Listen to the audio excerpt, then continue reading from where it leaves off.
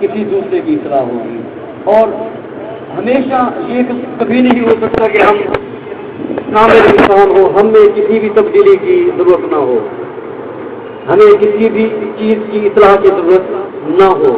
بہت سی چیزیں ایسی ہیں کہ ہمارے اندر بہت سی چیزیں ایسی ہیں کہ کچھ چیزیں پیدا کرنے کی ضرورت ہے اور کچھ چیزیں چھوڑنے کی ضرورت ہے. کچھ ہماری عادات ایسی ہیں جو نہیں ہونی چاہیے اور کچھ ایسی چیزیں ہیں جو ہم میں نہیں ہیں. جو بھی گفتگو ہوگی ہو سکتا ہے کوئی اچھی بات آپ میں پہلے سے موجود ہو، اس پر اللہ کا شکر ادا کیجیے گا، اور اگر وہ عادت نہ ہو تو پھر وہ عادت اپنے اندر پیدا کرنے کی کوشش کیجیے گا. اور یہ بھی ہو سکتا ہے کسی بری عادت کو چھوڑنے کی بات ہو، تو اگر وہ آپ میں پہلے سے ہی نہ ہو تو اللہ کا شکر ادا کیجیے کہ مولا تیرا شکر ہے کہ یہ فلاں جو اچھی عادت نہیں ہے تو نے مجھے پہلے ہی اس سے بچا لیا، اور فلاں جو اچھی عادت ہے وہ تو نے میرے اندر پہلے ہی پیدا فرما دیا. محترم حضرات، ہمیں ہر موقع پر اصلاح کی ضرورت پڑتی ہے، ہمیشہ پڑتی ہے. اس لیے حضور نے فرمایا کہ اطلب العلم من المہد الی اللحد، کہ ماں کی گود سے لے کر قبر کی گود تک علم حاصل کرو. علم چلتا رہتا ہے. اسلام اور اس میں بہتری کی گنجائش ہمیشہ موجود رہتی ہے.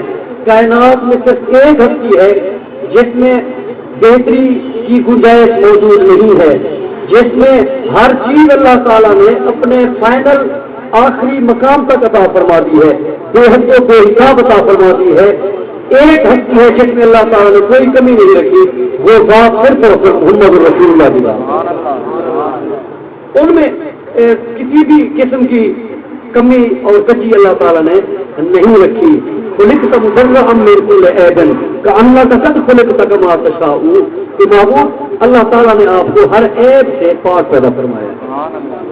باقی ہر کسی میں تھوڑی بہت گنجائش موجود رہتی ہے. اور 2-3 دن پہلے ایک حدیث شریف میری نگاہ سے گزری پڑھاتے ہوئے کہ حضور نے فرمایا کہ جو شخص اپنی خواہش کو اپنی عقل کے تابع کر دے، اپنی خواہش کو اپنی عقل کے تابع کر دے، اس بندے کو اللہ تعالیٰ اپنا محبوب بنا لیتا ہے. اپنی خواہش کو اپنے عقل کے تابع کر دے. بعض اوقات ہمارا ایسی چیز کا دل کر رہا ہوتا ہے، کھانے کا یا کھیلنے کا یا وقت گزارنے کا، جو طریقہ اللہ کو پسند نہ ہو، پھر ہمیں چاہیے کہ ہم اپنی اس خواہش کو عقل کے دفتر میں بھیجیں. وہ گنتی کر کے بتائے گا کہ یہ کام ہونا چاہیے یا نہیں ہونا چاہیے. دل تو خواہش کرتا ہے نا، کبھی سونے کی خواہش کرتا ہے، نماز کا وقت ہے دل سونے کی خواہش کرتا ہے، روزے کا وقت ہے دل کھانے پینے کی خواہش کرتا ہے. دل تو ایک بچے کی طرح ہے، اس کی تربیت کرنی چاہیے. اس کی تربیت کے لیے عقل کو اس پر پاسبان بٹھا دو.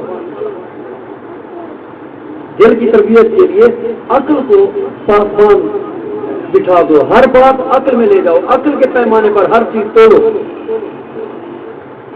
آج کی جو گفتگو ہے اس میں پہلا سبق یہ ہے کہ ہر بات عقل کے تابع کر دو. چائے پینے کے لیے جانا چاہیے یا نہیں، فلاں وقت اس شغل میں گزارنا چاہیے یا نہیں، ہمیں کون کون سا کام کرنا چاہیے یا نہیں، یہ آپ دل سے مت پوچھا کیجیے، عقل سے پوچھا کیجیے. مشکل بہت ہے، دل بہت زیادہ طاقتور ہو چکا ہے ہمارا. اس کی باتیں مان کے ہم نے اس کو خود فر کر دیا ہے. صبح سے ہم بچپن سے دل کی ہی مانتے آ رہے ہیں. جب دل نہیں کر رہا کھانا کھانے کو نہیں کھاتے، یا دل نہیں کر رہا سکول جانے تو نہیں جاتے، یا دل کر رہا ہے گیم کھیلنے تو گیم کھیل لیتے ہیں، یا دل کر رہا ہے سونے تو سو لیتے ہیں، ہمیشہ اپنے دل کی مانتے ہیں۔ لیکن اسلام وہ کہتا ہے دل کی مت مانو، اپنی عقل کی مانو، عقل کا پاسبان اپنے دل کے اوپر بٹھا دو، عقل کا پہریدار اپنے دل کے اوپر بٹھا دو۔ حضرت جنید بغدادی رحمۃ اللہ علیہ فرماتے ہیں میں نے 20 سال تک اپنے دل کی نگرانی کی عقل کے ذریعے، 20 سال تک میں نے اپنے دل کی نگرانی کی، پھر 20 سال میں جب دل نے تربیت حاصل کر لی، پھر یہ ہو گیا کہ میرے دل نے میری حکمرانی کی، میرے دل نے میری پاسبانی اور نگہبانی کی۔ پھر اب 20 سال ہو گئے، اللہ تعالیٰ نے وہ مستی کا عالم مستی عطا فرما دی، نہ مجھے دل کا پتہ ہے نہ دل کو میرا پتہ ہے، وہ اپنی کیفیات میں مست ہو گیا، میں اپنی کیفیات میں مست۔ لیکن بات شروع ہمیشہ عقل سے ہوتی ہے، بات شروع ہمیشہ عقل سے ہوتی ہے۔ آج کا دوسرا سبق،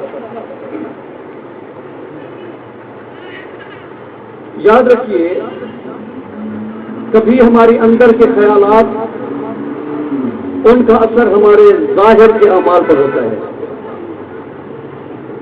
اندر کی سوچ کا اثر ہمارے باہر ہوتا ہے، ہماری گفتگو میں ہوتا ہے۔ بندے کی جیسے سوچ ہوتی ہے ویسی وہ گفتگو کرنے لگ جاتا ہے، جیسی سوچ ہوتی ہے ویسے وہ لوگوں کے ساتھ ملنا شروع کر دیتا ہے۔ ہمارے اندر کا اثر ہمارے ظاہر پر ہوتا ہے، اور کبھی کبھی یہ ہوتا ہے ہمارے ظاہر کا اثر ہمارے اندر پر ہوتا ہے۔ جس طرح باطن ظاہر پر اثر انداز ہوتا ہے، اسی طرح ظاہر باطن پر اثر انداز ہوتا ہے۔ مثال کے طور پر اگر ہم ظاہری طور پر کسی کے ساتھ اچھی گفتگو کرنا شروع کر دیں، پیار کے ساتھ رہنا شروع کر دیں، ابتدائی طور پر پیار نہ ہو لیکن ظاہراً ہم پیار سے رہنا شروع کر دیں، تو آٹومیٹکلی ہمارے اندر وہ پیار پیدا ہو جائے گا۔ اگر ہم ظاہری طور پر نماز میں خشوع و خضوع پیدا کرنا شروع کر دیں تو اس کا اثر ہمارے باطن پر ہوگا۔ اگر ظاہری طور پر ہم داڑھی رکھ لیں اس کا اثر ہماری روح پر ہوگا۔ بظاہر جو اعمال ہم کرتے ہیں، تسبیحات پڑھتے ہیں، اللہ کا ذکر کرتے ہیں، یہ ظاہری طور پر کر رہے ہوتے ہیں، زبان سے کر رہے ہوتے ہیں، لیکن اس کا اثر ہمارے دل پر ہو رہا ہوتا ہے۔ اور یہ وقت آ جاتا ہے کہ پھر ہماری زبان ذکر کریں یا نہ کرے، ہمارا دل اللہ کے ذکر میں ہر وقت مست رہتا ہے۔ یہ کیسے آتا ہوتی ہے؟ باہر کے اعمال کا اثر ہمارے باطن پر ہوتا ہے، باہر کی گفتگو کا اثر ہمارے دل پر ہوتا ہے، سننے کا اثر ہمارے دل پر ہوتا ہے، بات کرنے کا اثر ہمارے دل پر ہوتا ہے، کسی کے ساتھ معاملات کرنے کا اثر ہمارے دل پر ہوتا ہے۔ اس لیے ظاہری طور پر پہلا سٹیپ یہ ہے، باطن کا معاملہ بہت دور ہے۔ امام غزالی فرماتے ہیں پہلے ظاہر کا معاملہ ٹھیک کرو، پہلے ظاہر کا معاملہ ٹھیک کرو، اپنے ظاہری اعضاء کے ذمے کوئی کام لگا دو، اپنے ظاہری اعضاء کے ذمے کوئی کام لگا دو۔ مثال کے طور پر آپ ویسے تسبیح پڑھتے ہیں، تسبیح کے اوپر تسبیح پڑھتے ہیں، لیکن چاہیے کہ آپ اپنے ہاتھوں کے ذمے کوئی کام لگائیں۔ ہاتھوں کے ذمے آپ یہ کام لگا دیں، سارا دن آپ تسبیح میں پڑھیں، سارا دن تسبیح میں پڑھیں، لیکن ایک آدھ تسبیح آپ اپنی انگلیوں پر پڑھ لیں، تاکہ یہ ہمارے عادت بن جائے کہ میں نے اپنے ہاتھ کو نیک کام میں لگایا۔ صرف ایک تسبیح، اپنے ہاتھ اپنی انگلیوں پر ایک تسبیح پڑھ لیں، اس نیت کے ساتھ کہ میں نے اپنے ہاتھ کو کسی نیک کام پر لگانا ہے۔ اپنی آنکھوں کو نیک کام پر لگاؤ۔ ٹھیک ہے مختلف چیزیں دیکھتی رہتی ہیں آنکھیں، لیکن ان کے ذمہ ایک کام لگا دو، صرف 5 منٹ، صرف 5 منٹ کے لیے یا 10 منٹ کے لیے عادت بنا لو اس نیت کے ساتھ کہ میں نے اپنی آنکھوں سے ایک نیک کام تو لے لوں آج کے دن میں 24 گھنٹے میں. وہ نیک کام کیا ہے کہ ہر کسی کے موبائل میں ٹی وی پہ خانہ کعبے کی اور حضور کے حرم کی تصاویر اور ویڈیو چلتی رہتی ہیں. تو 5 منٹ کے لیے 10 منٹ کے لیے میں یہ دیکھوں گا اور اپنی آنکھوں کو اس نیک کام میں لگاؤں گا. اپنے قدموں کو کام پہ لگائیں نیک, اپنے قدموں کو نیک کام سے اس طرح لگا سکتے ہیں کہ نماز پڑھنے کے لیے بھائی آج بارش ہو رہی ہے, کچھ مسئلہ ہو رہا ہے, نماز گھر میں پڑھ لوں, لیکن آپ اپنے پاؤں کے ذمہ لگا دیں نہیں یار نماز کے وقت مسجد کا یہ راستہ چلنا ہے, تم نے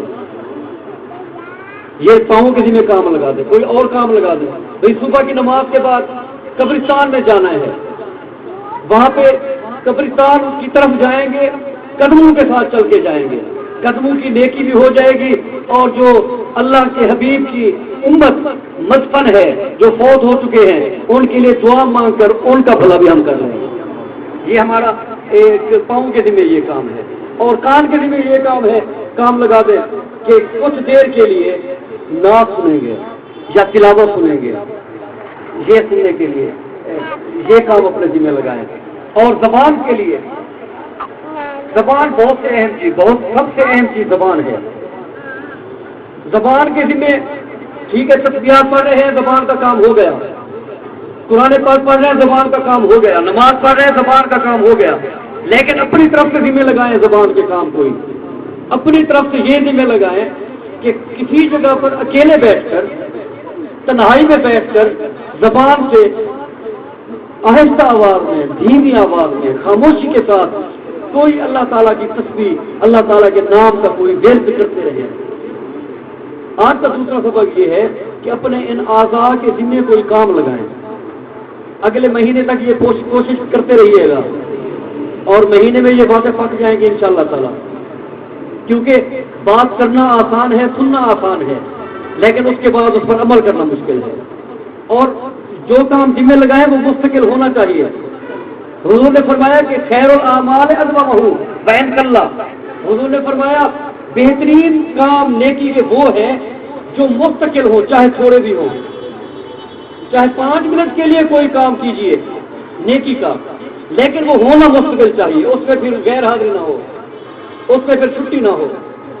آپ یہ کام اپنے اعضاء کے ذمہ لگا لیجئے. اور ایک بات ہمیشہ یاد رکھیے, ہماری جس نیکی کا اثر جتنا دور تک جائے گا اللہ تعالیٰ ثواب بھی اتنا عطا فرمائے گا. ہم جو نیکی کرتے ہیں اس کا اثر جتنا دور تک جائے گا اللہ تعالیٰ ثواب بھی اتنا زیادہ عطا فرمائے گا. شریعت میں ہے ایک ہوتی ہے عبادت لازمہ اور ایک ہوتی ہے عبادت متعدیہ. عبادت لازمہ وہ ہے کہ جس کا فائدہ صرف بندے کو ہو. میری نماز کا فائدہ صرف مجھے ہے, نوافل کا فائدہ صرف مجھے ہے, لیکن خیرات کرنے کا فائدہ مجھے بھی ہے, جس کو دے رہا ہوں اس کو بھی ہے. خیرات دینا عبادت متعدیہ ہے اور عبادت کرنا یہ عبادت لازمہ ہے.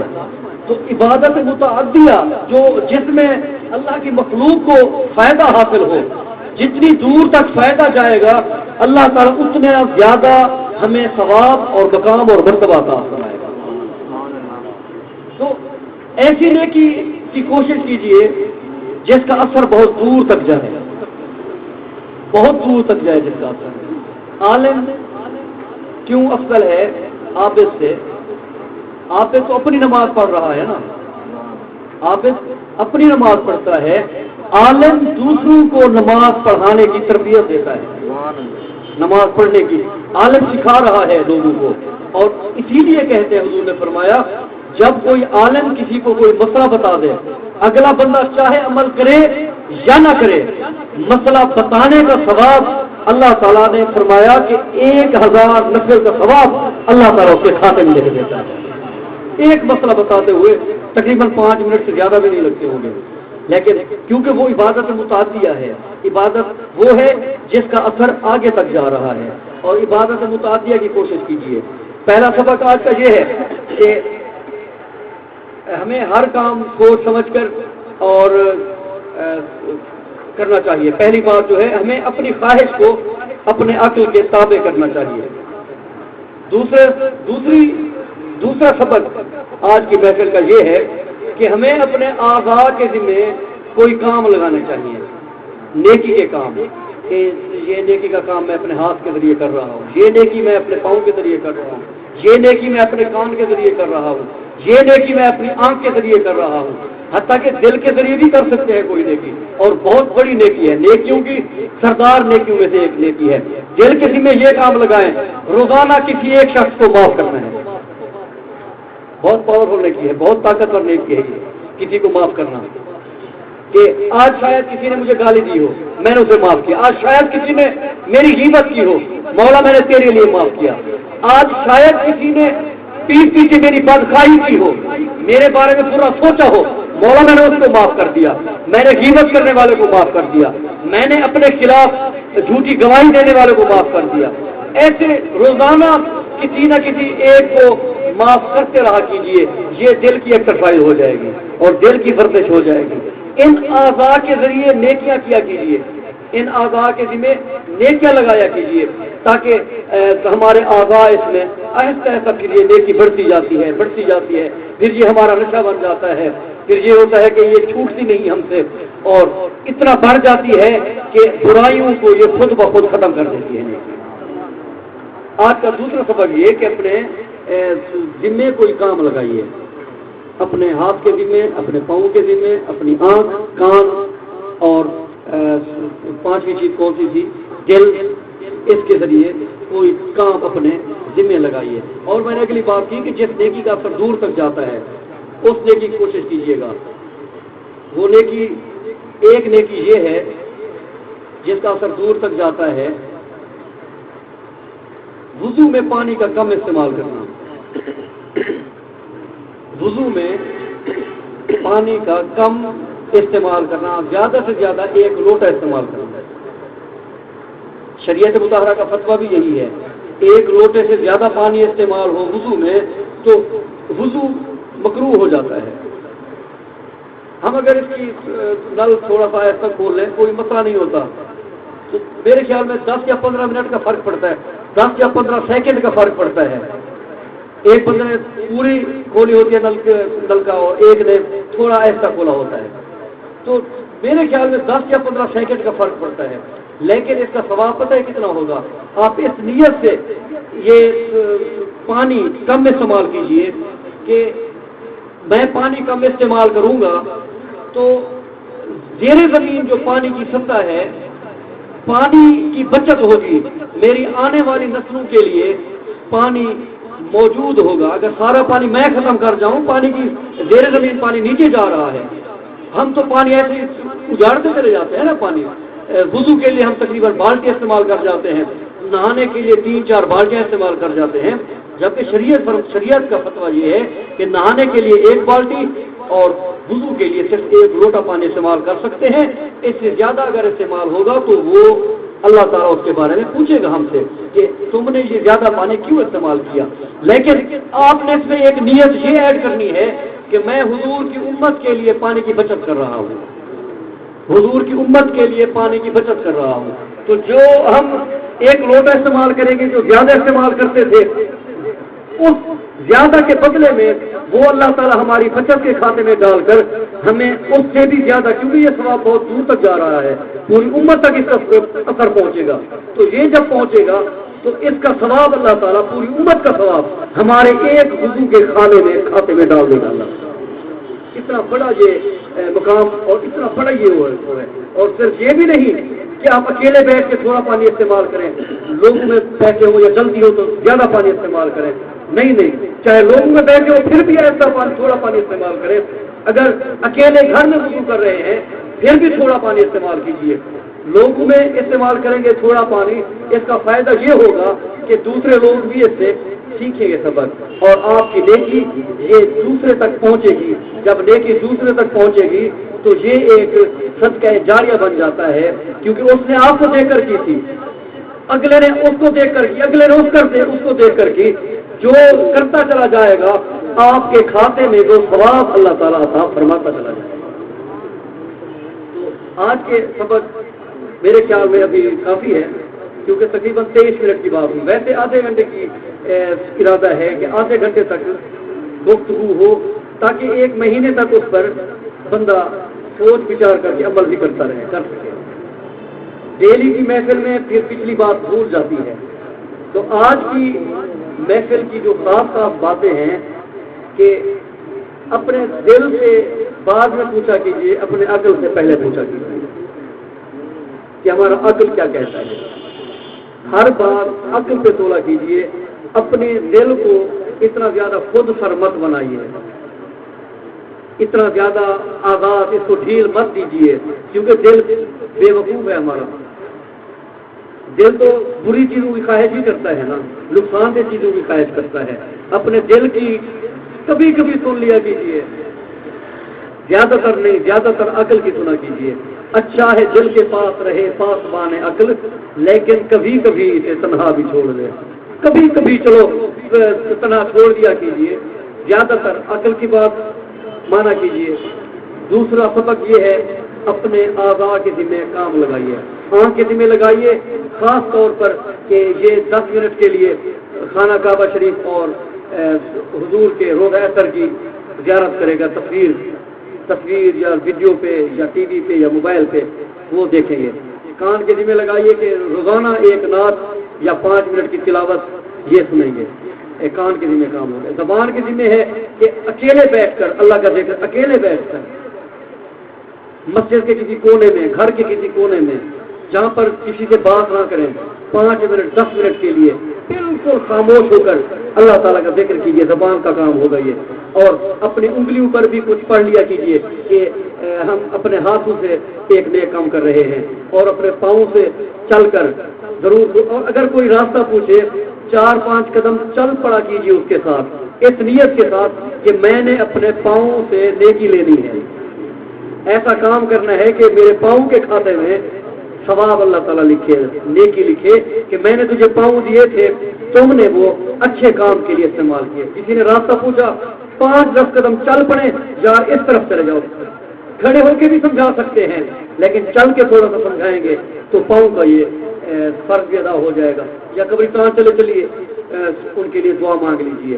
مسجد کے راستے پہ لازمی چلنا ہے, اس پہ جانا ہے. اور یہ سارے کام اللہ تعالیٰ ہمیں نیک عمل کرنے کی توفیق عطا فرمائے. اور جو کچھ یہاں پہ بیان ہوا اللہ تعالیٰ اس پر عمل کرنے کی توفیق عطا فرمائے. اور ہمارا یہ طلباء کا اصرار کرنا ہے خام نوائے رضا, نہ یہ رنگ میری نہ یہ طرز میرا, نہ یہ طرز میری نہ یہ رنگ میرا, اصرار احبا ناطق تھا لاچار سراہ پڑا آنا. کہ دوستوں کے بہت زیادہ اصرار پر یہ محفل شروع کی ہے, لیکن ایک ضرور دعا مانگتے ہیں کہ اللہ تعالی ہماری اس محفل کا ابتدا خلوص پر مبنی فرمائے, کہ اس میں کوئی دنیاوی مقصد نہ ہو, اور آپ کا آنا بھی خلوص پر ہو. اس وجہ سے نہ آئے ہو کہ آج امام صاحب نے بلایا ہے, مظہر کریم صاحب نے بلایا ہے, چلو ڈاکٹر ناصر صاحب نے بلایا اس لیے چلتے ہیں. نہیں, اس نیت کے ساتھ آئیے کہ چلے کچھ باتیں اپنی اصلاح کی سن لیں گے, اور شاید کوئی بات ہمارے دل میں بیٹھ جائے. یہ اللہ تعالیٰ ہمیں توفیق عطا فرمائے, اور ہمارے درس کو اور ہمارے جماعتی احباب کو اللہ تعالیٰ ہمیشہ خوش و خرم رکھے. انشاءاللہ تعالیٰ اگلے مہینے بھی اسی طرح محفل ہوگی, بس 1 نعت 1 تلاوت, تقریباً آدھا گھنٹہ 35 منٹ کی تقریر, کیونکہ اتنا بات جو ذہن میں ٹھہر جائے, زیادہ گفتگو بھی ٹھہرتی نہیں ہے. آدھا گھنٹہ 35 منٹ کی گفتگو, اس کے بعد سلام. اگر کبھی دوستوں کی فرمائش ہوئی تو پھر ذکر کی محفل اس کا بعد میں ہم پلان کریں گے کرنی ہے یا نہیں کرنی. میکسیمم 50 منٹ کی یہ محفل ہماری کوشش ہوگی کہ تاکہ ہماری اصلاح ہو جائے, ہمارے باطن کی اصلاح ہو جائے. پہلا یہ ہے کہ اپنے عقل کے تابع کر دیجیے اپنی خواہش کو, اور ذمہ لگائیے کام, اور وضو میں پانی بالکل تھوڑا استعمال کیجیے تاکہ ہماری آنے والی نسلیں اور حضور کی امت کے لیے آئندہ پانی موجود ہو. یہ نہ ہو کہ ہم تو پانی خرچ کر جائیں اور اگلی نسلیں قحط خالی میں گزاریں, اور ان کو پانی کی تنگی ہو. آنے والی نسلوں کے لیے پانی کی بچت کرتے جائیے. وضو میں اور نہانے میں بالکل تھوڑا پانی استعمال کیجیے. ہو جاتا ہے کچھ دن تنگی ہوتی ہے تھوڑی بہت، لیکن عادت بن جائے تو پھر ٹھیک ٹھاک ہو جاتا ہے سب کچھ. اللہ تعالیٰ آپ سب کو خوشیاں عطا فرمائے اور خوشیاں تقسیم کرنے کا شرف عطا فرمائے، اور اللہ تعالیٰ ہمیں اور آپ سب کو دنیا اور آخرت میں ساتھ عطا فرمائے. دعا ہے یہ کہ مدینہ